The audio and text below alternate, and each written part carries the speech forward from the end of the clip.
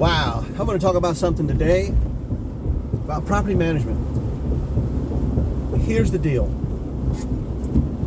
A lot of owners are investors in property, right? They buy the properties, sometimes even sight unseen, and then they want to put that property to work earning their money. And that's really good. I mean, that's ultimately the way to do it. You put your money to work for you. It's great that people do that because a lot of people couldn't afford a place to live unless they could rent somewhere. They don't have the credit to buy, so they have to have some place to live. So people buying properties and doing that is great. It's fantastic. The problem comes into when an owner becomes a Mercedes-Benz buyer that should be driving a Chevy. And here's what I'm saying. There's some of these owners will come across what seems to be a fantastic deal. Like in particular, I'm talking about this one owner that we know that found that 4 properties for sale, and they were all 4 duplexes. And he thinks, well, I got a good deal on them. I can rent them out. There's two income streams per building. The 2 are under one roof. I don't have 2 separate roofs. And yes, all those things can come true. But you got to have the money past the purchase in order to make sure that they're right. And you got to get them right. You can't. And the other thing you have to do is then you have to escrow some of the revenue that you have, the earnings coming from your revenue.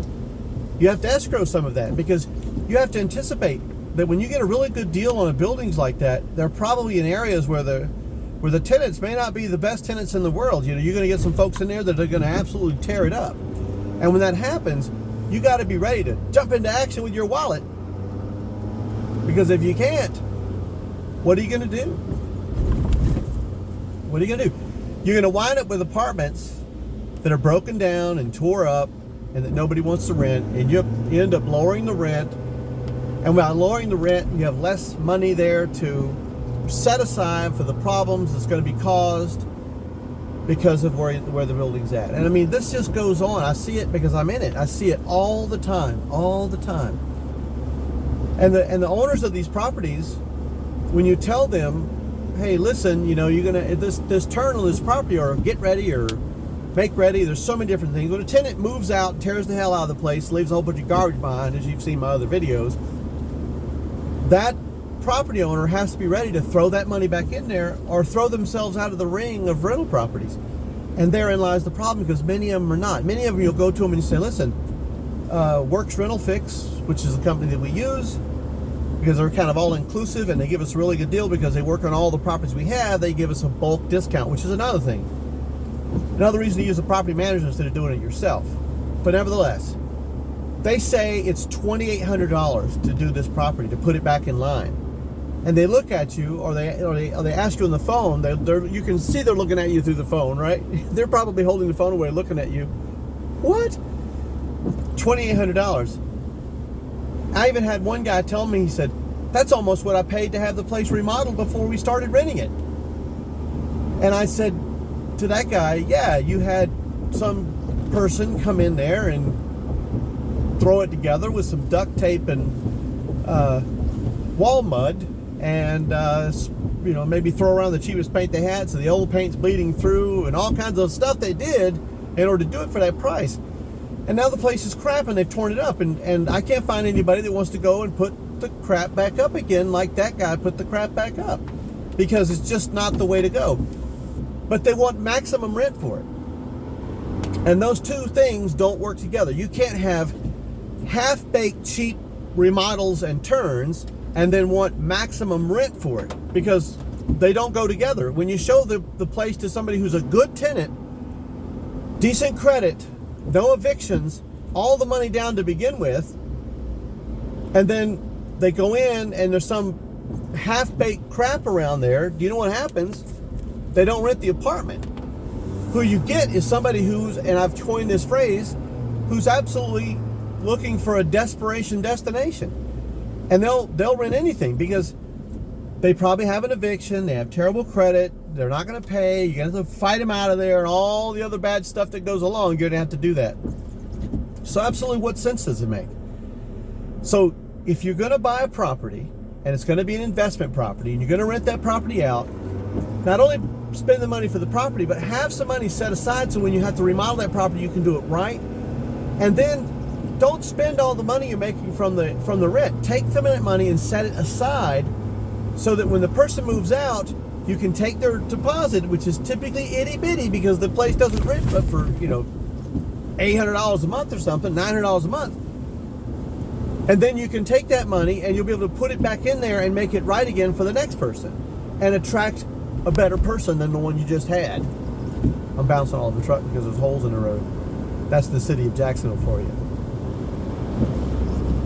I will say this. There are some really great property owners out there that do know this.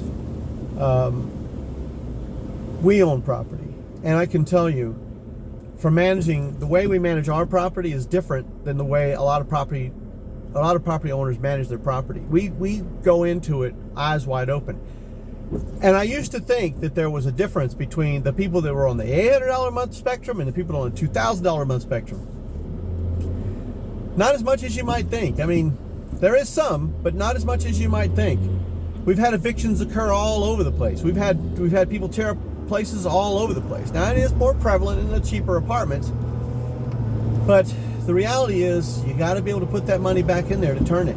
Don't go cheap.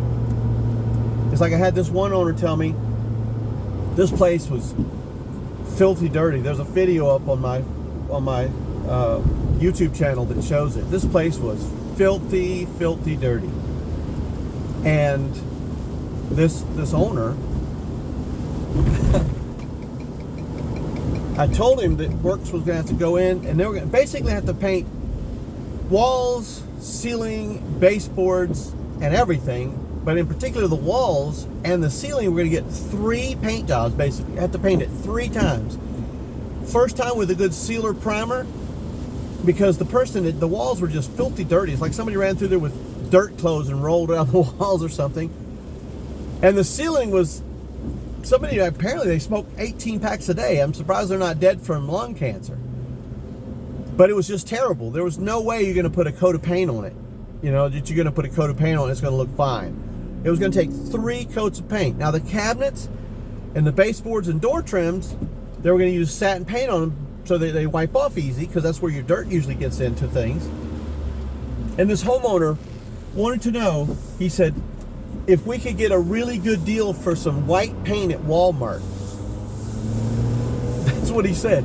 Can you find a really good deal for white paint from Walmart? And I said, you might as well get some toothpaste, mix it up some water, and slather the walls, because whatever's there is going to come right back through. I finally told him, I said, well, Works is the only people that we deal with. If you want to find somebody, a Craigslist person or something, sure enough, he tells me, says, can you go let the painters in? I go over, meet these guys. Those guys were the cheapest painters around, and they were complaining about the paint that he made them buy. They went over and they painted the place 3 times inside. They didn't use any sealer primers. They just put 3 complete paint jobs on the walls and ceiling. Called me, told me it was done, and then called the owner, told him it was done, and he paid by credit card over the phone. I went over and looked at it.